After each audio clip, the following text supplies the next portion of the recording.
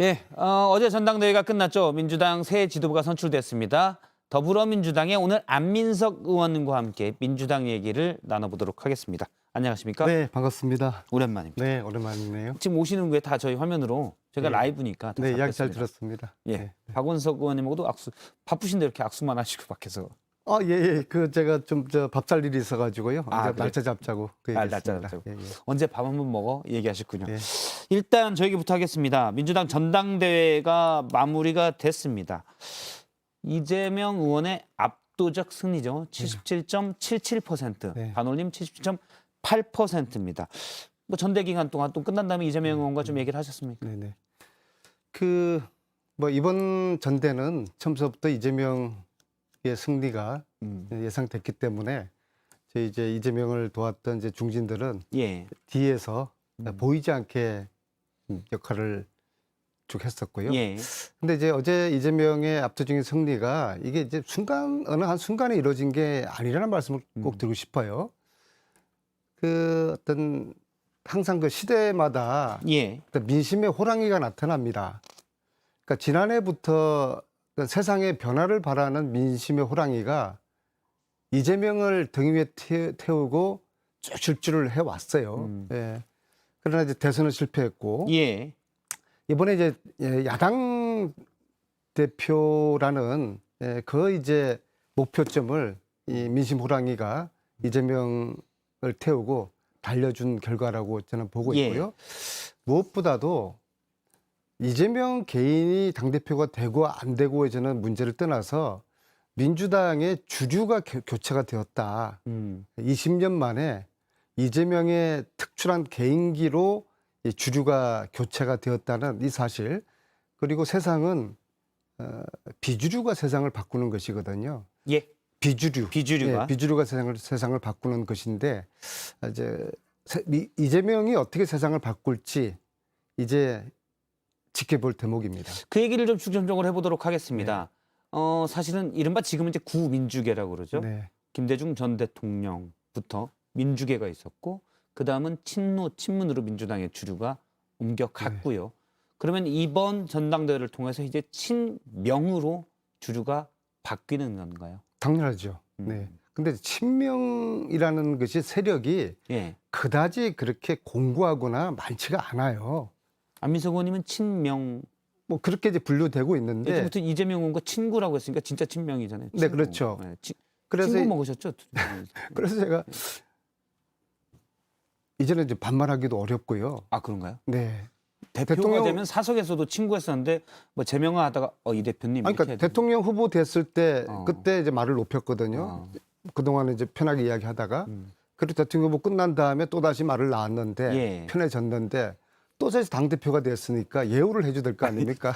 이게 참 피곤합니다 이게. 아니 올리다가 대통령 선거 끝나면 다시 말을 내렸습니까? 네. 그것도 좀 애매한데. 그러니까 서로가 그렇게 하기로 했어요. 아, 그렇게 하기로. 뭐 대통령 후보 이심 참 됐을 때는 각박하네요.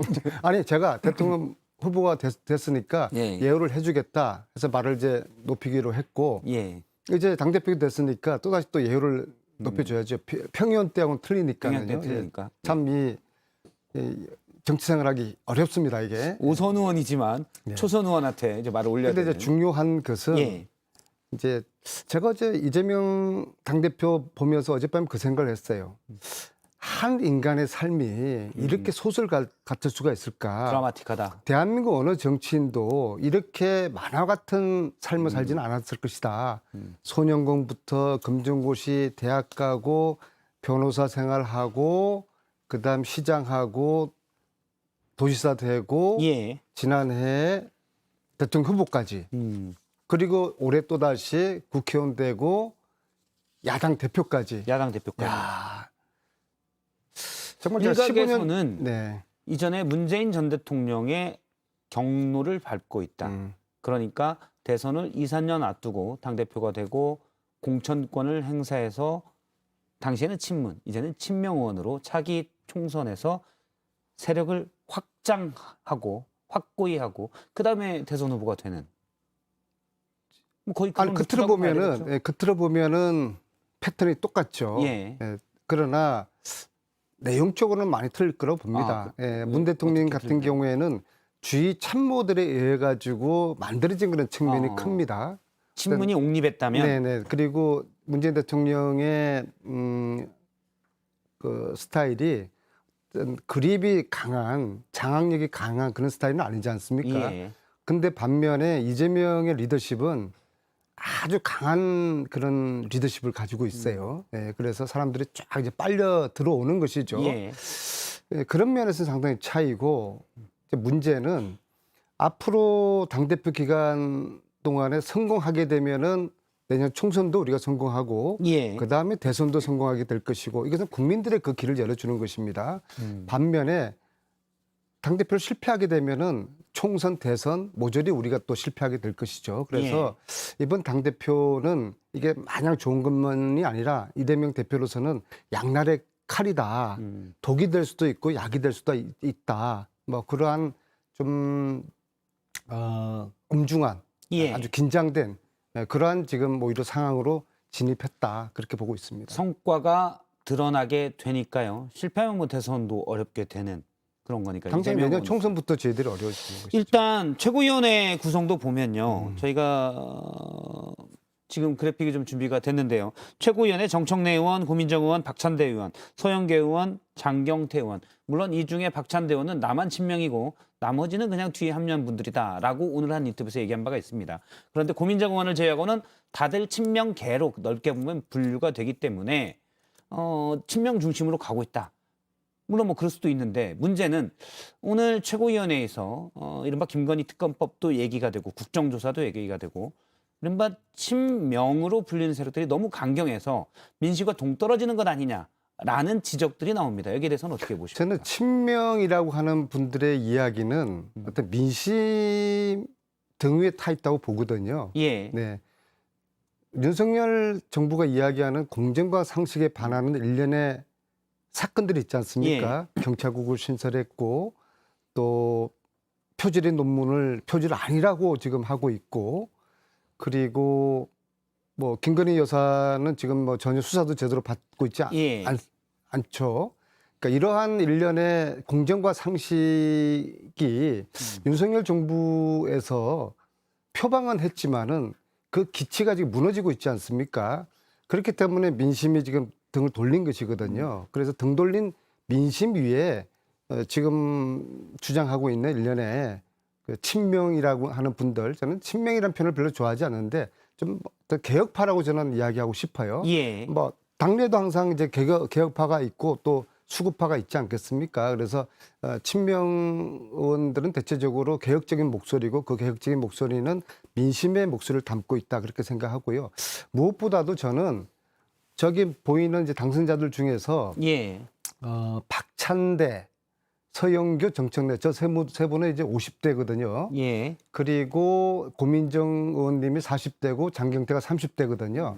이번 이재명의 당대표 당선은 민주당의 세대 교체를 의미를 합니다. 그래서 이제 이재명이 대표로 나옴으로써 전당대회를 거치면서 당에서는 세대 교체가 자연스럽게 돼 버렸고요. 좀 전에 제가 말씀드린 주류 교체도 돼 버렸고 무엇보다도 중요한 거는 민주당 내 고질적인 암덩어리와 같은 썩은 뿌리와 같았던 개파 청산이 일거에 해소되었어요. 개파 청산이라고 하면 민주당에는 한 10개 정도의 크고 작은 이런저런 그런 이제 개파들이 있습니다. 예를 들어서 뭐 SK계도 있고, 네, 친노, 친문, SK계, 민평연계, 민평연, 뭐 이런저런 뭐 이름도 잘 기억 안 이 나는. 개파들이 다 없어지고 친명으로 다 친명은 아니죠. 네, 이제 이재명 시대가 지금 이제 된 겁니다. 그것을 굳이 뭐 친명이라고 언론에서는 표현을 하지만은 저는 비주류가 주류가 된 이 이제 새로운 우리 대한민국 이 정치의 새판이 열리고 있다. 그리고 앞으로 제가 볼 때 10년 동안은 이재명의 시대가 계속될 것이다. 그 10년 속에 이재명의 시대라고 표현하시면 친명보다 더 센 표현인데요. 그럴 수밖에 없죠. 왜냐하면은 이재명 위로 10년 동안 이재명을 대체할 적어도 우리 민주당에서는 그런 리더가 없고요. 또 이재명 아래도 보더라도 지금 50대에서 이재명을 대체할 만한 그런 이제 리더십 가진 인물이 없어요. 지금 그렇기 화면에 때문에 나오는데 오늘 이재명 대표가 문재인 전 대통령을 예방했습니다. 양산 평산마을에 가서 예방을 했는데요. 물론 이런 모습들은 친문을 다 끌어안아서 이런 메시지가 되겠지만 이른바 이번 경선에서 보면 친문들은 반발도 좀 있었거든요. 왜냐하면 이른바 개딸들의 지지를 받으면서 너무 과격한 쪽을 끌고 가고 있다라는 지적들도 있었습니다. 저는 본질적으로 주류, 비주류가 주류가 되는 과정에서 예. 구주류의 저항이라고 보는데요. 이번에 구주류의 저항이 있긴 있었지만은 20년 전에 동교동계가 예. 노무현을 향한 저항이라든지 거부감에 비하면 이거는 조직 지혈에 해당된다고 보고요. 세대 교체에서 네, 시대 교체에서 있을 그렇죠. 수밖에 네. 없다라는 말씀이시죠. 오늘 이제 주류 교체에서. 네, 이재명 당대표 첫 행보로서 저 문재인 대통령을 뵈러 간 이게 일종의 당내 통합의 이미지거든요. 상당히 좋은 메시지를 던지고 좋은 그림을 보여줬다고 보고 또 한편으로는 문재인 윤석열 대통령 영수회담 제안한 거. 회담을 제안했지 않습니까? 이거 역시도 그 통합의 리더로서 좋은 아젠다를 던졌다고 생각을 하거든요. 그래서 당내를 통합하기 위한 문재인 대통령도 만나고 또 전체 정치를 통합하기 위한 통합의 메시지로서 또 윤석열 대통령 영수회담도 제안하고 이런 통합의 첫 걸음은 아주 잘한 메시지라고 저는 보고 있습니다. 알겠습니다. 이재명 신임 당대표의 친구. 지만 이제 말을 올리는 안민석 의원과 얘기를 나눴습니다. 오늘 말씀 고맙습니다. 네, 고맙습니다. 네, 오늘 썰전 라이브는 여기까지입니다. 계속해서 정치회의가 이어지고요. 저희는 내일 오후 3시 50분에 뵙겠습니다. 고맙습니다.